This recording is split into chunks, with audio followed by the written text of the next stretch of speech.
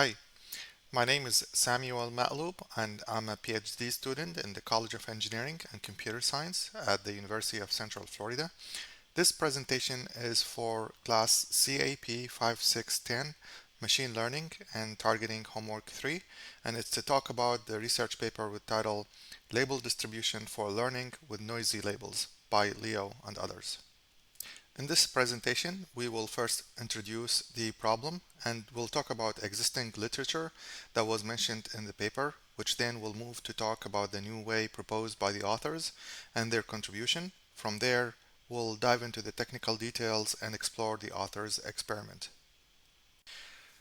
In any machine learning algorithms, there are some requirements we must fulfill for the machine learning model to work efficiently. One of the requirements that must have is a good data set to train the model with and calculate the accuracy of its functionality. However, many times the data set available and given to us is incomplete or have missing information in it, not to mention that some of the data points in the data set are anomalies or outliers with incorrect or corrupted labels, which if used as is will result in an inefficient machine learning model.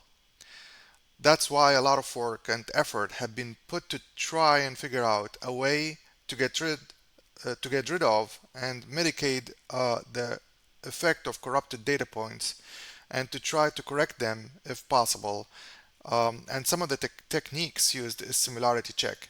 For instance, calculating the similarity distances, such as Euclidean distance, cosine distance, or z-score, between the data points that allows us to find some sort of similarity to be able to correct corrupted data. Another approach is to try and calculate what is called a confidence score for each data, such as what the authors in this instance have done, and use that to improve the process. According to the authors, and at the time when the paper has been published, there were efforts and work towards trying to get rid of and address the problem of having a corrupted dataset. So, for example, Han and others in 2018 and Chen and others in 2019 suggested to filter out unreliable and corrupted samples. The problem with the suggestion, of course, is what if we have a dataset that have a lot of noisy data? Then we're eventually going to work with a small dataset that might not be able to train the model. On the other side, uh, Tanaka and others in 2018 and Chen and others in 2019 suggested to replace labels with soft labels that have distribution format and to use probabilistic approach in their solution. Also, Patroni and others in 2017 suggested to use a loss function to study the effect of the noisy labels. So the authors in their paper they proposed a framework which they called Label Distribution Based Confidence Estimation (LDCE). And the idea behind it is to assign a confidence score for each label uh, so that we can be able to distinguish reliable data points from the unreliable ones. In their framework, using trusted reliable samples is important to increase robustness of the model. And therefore, the dataset that we will be working on will be split into small trusted dataset and large untrusted dataset. The LDCE framework then generates the label distribution for untrusted data driven by the trusted one, and then it will assign the confidence score for each label accordingly. If we look at the diagram at the bottom, it shows that the suit label has the maximum description degree for descriptions or features that correspond to the suit image provided, and that's exactly how the LDCE can assign confidence score once the label distribution has been calculated. In more technical details, LDCE starts with initializing the parameters of their framework, such as the theta and phi, as well as the label confidence.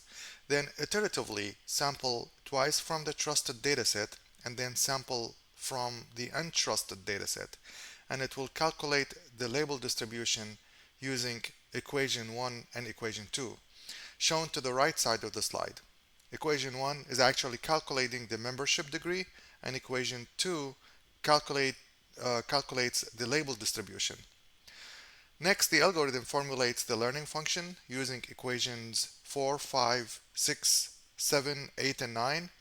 These are loss functions that are used to train the framework model.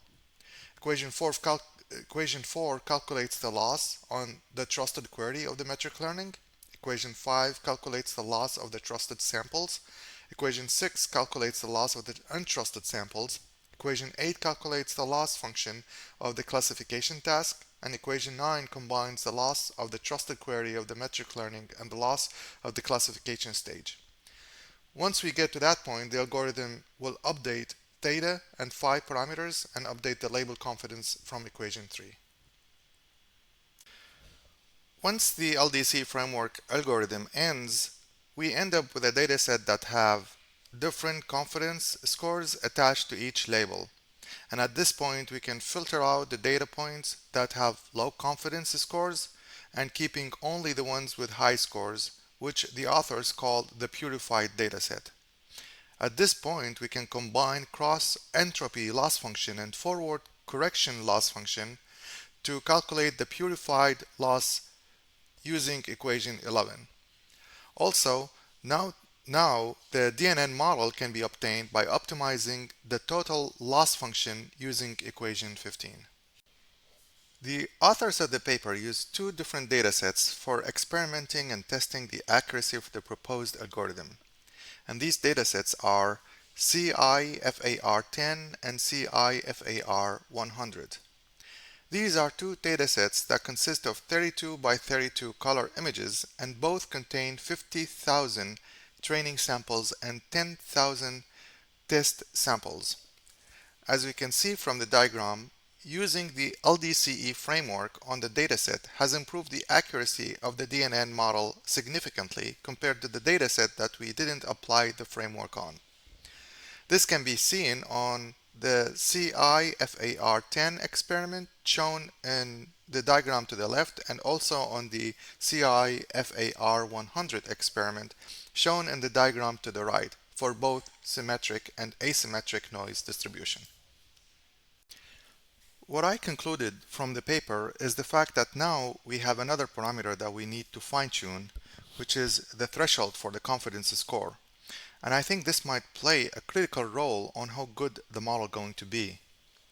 Also, I didn't see any mention to a typical threshold point of the confidence score to start with, something that helped reducing the time on the fine-tuning stage. This slide lists all references I have used in this presentation, including the paper I'm doing presentation on, which is published in 29th International Conference on International Joint Conferences on Artificial Intelligence, IJCAI, in 2021. And with this, I conclude my presentation.